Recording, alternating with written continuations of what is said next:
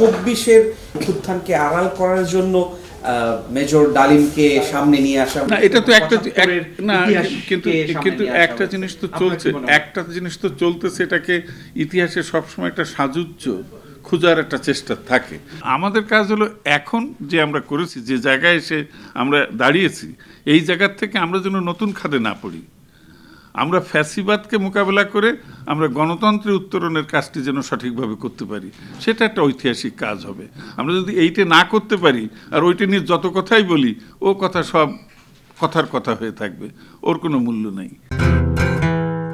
আমরা মেজর ডালিম যেহেতু ৭৫-এর তাকে অন্যতম কুশীলব মনে করা হয়, তো তিনি তার সেই সাক্ষাৎকারে বলেছেন যে আসলে আওয়ামী লীগ যেটা দাবি করে আসছে যে প্রেসিডেন্ট জিয়াউর রহমান শেখ মুজিব হত্যায় যুক্ত, তিনি বলেছে এটাকে নাকচ করে দিয়ে। এইগুলোর ব্যাপারে যারা সম্পৃক্ত, যারা এর সাথে জড়িত ছিল, তারা এটা যেমনভাবে বলতে পারবে, আমি আপনি এই সম্পর্কে না জেনে কোনো মন্তব্য করা এটা সঠিক হবে না। কে জড়িত কে জড়িত না, এটা না জানা থাকলে কোনো সাংবাদিকের ব্যাপারে মন্তব্য। আমার প্রশ্নটা হচ্ছে যে সে যে বলল যে আসলে এখানে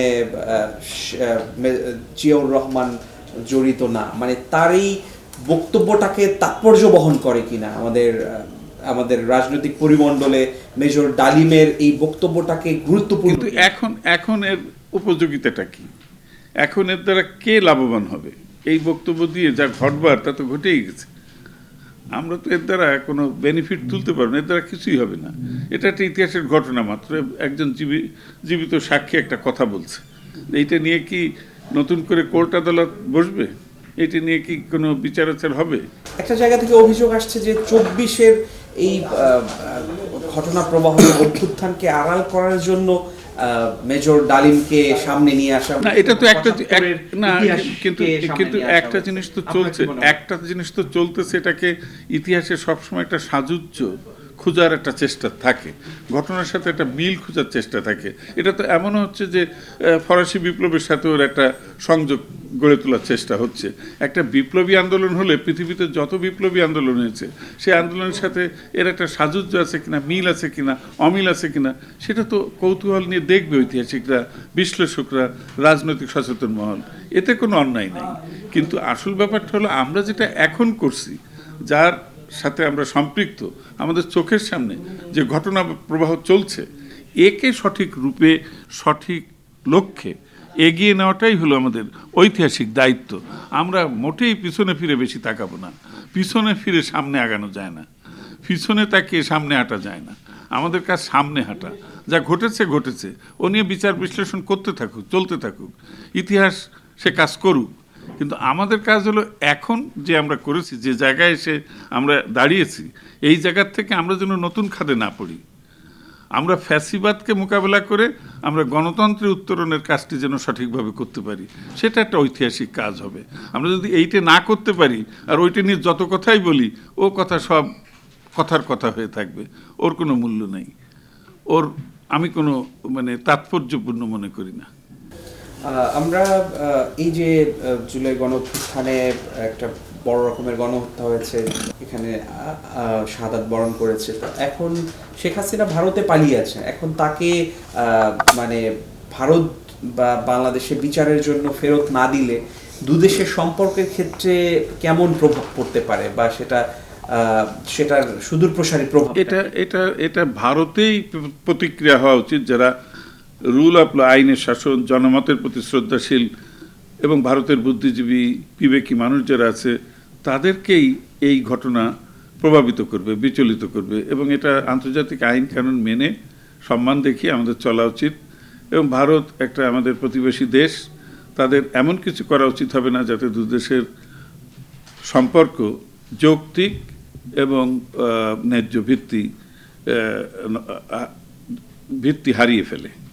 আমরা যৌক্তিক, স্বাধীন, সার্বভৌম জাতির মর্যাদা নিয়ে আমরা যে সম্পর্ক গড়ার অভিপ্রায় ব্যক্ত করছি, যেটা আমাদের জনগণের অভিপ্রায়, এই অভিপ্রায়ের প্রতি ভারতের বিবেকী জনগোষ্ঠী, গণতন্ত্রপ্রিয় জনগোষ্ঠী মূল্য দেবে, এটা আমি তাদের কাছ থেকে আশা করি। এবং আমরা মনে করি আমাদের উভয় দেশের যে যে জায়গাটিতে স্বার্থ আছে, আমরা সেগুলো সংরক্ষণ করার চেষ্টা করব। আমাদের স্বার্থের পরিপন্থী কোনো কাজ ভারত হোক আর যেই করুক আমরা তার বিরোধিতা করব। আমরা স্বাধীন দেশ, আমরা মাথা উঁচু করে দাঁড়াবার জন্যই স্বাধীন হয়েছি। আমরা নতজানু হব না, আমরা কারো সেবাদাস হব না। আমাদের স্বাধীন সত্তাকে আমরা সমুন্নত রেখেই সামনে আগাবো। তারুণ্য সে কথাই রক্ত দিয়ে লিখেছে এবং বলেছে। আমাদের প্রিয় কবি এবং জাতীয় প্রেস ক্লাবের সিনিয়র সদস্য হেলাল হাফিজ, তাকে আমরা দেখেছি আসলে তিনি তুমুল জনপ্রিয় কবি ছিলেন, কিন্তু অকৃতদার ছিলেন, সংসার বিমুখ ছিলেন, এবং তা এক ধরনের রহস্য ছিল তার পুরো জীবন যাপনে, শৈল্পিক আবরণ নিশ্চয়ই ছিল। আপনি তো তাকে কাছ থেকে দেখেছেন। আসলে কবির এই যে এক ধরনের একাকী জীবন কাটানো এবং একাকী তিনি একটা হোটেলে তিনি ইন্তেকাল করেন, তো তার এই জীবনটাকে কবিদের নিঃসঙ্গতা অনেক সময় নানা কারণে হয়ে থাকে। আবার কবিরা অনেক সময় সঙ্গের মধ্যে থেকেও নিঃসঙ্গতাকে বেছে নেয়। জীবনানন্দ দাশও তেমনি সংসারের মধ্যে থেকেই সংসার থেকে বিচ্ছিন্ন থাকার চেষ্টা করেছে এবং নির্জনতার কবি বলা হয় তাকে। হেলাল হাফিজ হয়তো অনেকটা প্রভাবিত সেভাবে। আর প্রেমকে সে যেভাবে গুরুত্ব দিয়েছে এবং যেভাবে তার মূল্য দিয়েছে নিজের জীবনকে নিজেকে বঞ্চিত রেখে, এর যে মাহাত্ম্য, এটা আমি মনে করি এতটা গভীর ভালোবাসা না দেখালেও হতো। জীবনটা একবারের জন্য তো পার্থিব জীবনটা অনেক মূল্যবান। তো সেই ভবিষ্যৎ বংশধর থেকে তিনি বঞ্চিত হলেন, তিনি রেখে গেলেন না। আর তিনি তার যৌবনকে যুদ্ধের জন্য, দ্রোহের জন্য ব্যবহার করতে ভুলে গেলেন। এটা একটা দিক নির্দেশনা। সাথে সাথে এই দিক নির্দেশনাও থাকা দরকার। শুধু দ্রোহ, শুধু বিদ্রোহ, শুধু তো হবে না। সংগঠন মানে গঠনমূলক চিন্তা, একটা জাতি গঠনের জন্য শুধু দ্রোহ নয়, সাংগঠনিক শক্তি এবং নির্মাণের শক্তি, একটা জাতি নির্মাণে, তার বুদ্ধিভিত্তিক নির্মাণ, তার অনেক কাজ আছে। সেই কাজগুলো করার দিক নির্দেশনাও আসা দরকার। কিন্তু মনে রাখতে হবে, আমাদের দেশ তো একটা কৃষিভিত্তিক অর্থনীতির দেশ। এখানে সেই ধরনের জীবন জটিলতা হয় নাই। আমাদের এখানকার কবিরা ওই ফরাসি দেশের কবিও নয়, ব্রিটেনের কবিও নয়, আমেরিকার কবিও নয়, জার্মান কবিও নয়, বাংলাদেশের কবি। এখানে হলো পাট ক্ষেত, ধান ক্ষেত, কৃষি, নদী, খাল, মাছ, সাধারণ মানুষ। এখানে জীবনের জটিলতা খুব কম। এমনকি ঢাকা শহরে যারা সাহিত্য চর্চা করে তারা ওই যারা অনুবাদ করে বাইরের কবিতা এনে ওই সেই বুদ্ধদেব বসু বলেন, বিষ্ণুদেব বলেন, অমিয় চক্রবর্তী বলেন বা এরা সব বাইরের অনুকারক। কিন্তু এই দেশ জাতি নিয়ে, সাধারণ মানুষের জীবন সংগ্রাম এবং তাদের আশা আকাঙ্ক্ষা নিয়ে এটা খুঁজতে গেলে আপনি কম কবির মধ্যেই পাবেন। একমাত্র জসিমউদ্দিনের মধ্যে আপনি পাবেন এই মাটি ও মানুষের গন্ধ এবং তাদের আশা আকাঙ্ক্ষা, সেই সাজু এবং রূপায়ের মধ্যে, সজনবাদীর ঘাটের মধ্যে। তো এরা আমাদের এখানে যারা কবিতা চর্চা করেছে তারা অনেকেই ভালো কবি, সাহসী কবি। আল মাহমুদের মতো কবি তিতাসকে এবং তার প্রেমকে সে সোনালী কাবিনে যেভাবে আনছে, এই এতটা উঁচু মাপের কবি হেলাল হাফিজ নয়। কতগুলো চরণ, কতগুলো স্তবক সুন্দর, কিন্তু সামগ্রিক বিচারে একটা বিরাট মহিমায় উদ্ভাসিত কবি হেলাল হাফিজ নয়। কিন্তু মূল্য পেয়েছে যেহেতু সে ওই দ্রোহ এবং যুদ্ধের যে সময়ের যে উচ্চারণ, সেটা করার কারণেই তার জনপ্রিয়তা এবং তার নিঃসঙ্গতাটা একান্ত ব্যক্তিগত। এর মধ্যে নিশ্চয়ই সে একটা জীবনকে অনুভব করেছে এবং আমি দেখেছি, তারপরে আমি লিখেছিও, তাকে কিছুটা সরকার মূল্যায়নও করেছে। সেটা ভাগ্যবান এবং ভালো মর্যাদা পেলেন।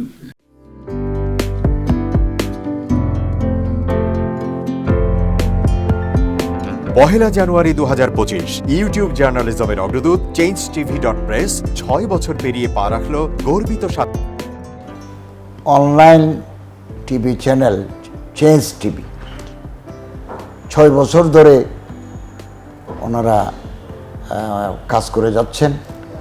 ইতিমধ্যে জনগণের হৃদয়ে স্থান করে নিয়েছেন। প্রায় 22 লাখ সাবস্ক্রাইবার আছে। আর যে কোনো অনুষ্ঠান 10 লাখের মতো মানুষ এটা প্রতিদিন দেখে থাকে। আমিও এই চ্যানেল নিয়মিত দেখি তো চেঞ্জ টিভির পক্ষে জনাব আমিরুল মোমিনিন মানিক সাহেবের উপস্থাপনা, প্রশ্নের ধরন, এগুলো জনগণ দেখতে চায়, শুনতে চায়। আমি চেঞ্জ টিভির উত্তরোত্তর সমৃদ্ধি কামনা করছি। changetv.press, এক ফোঁটা হলুদও নেই।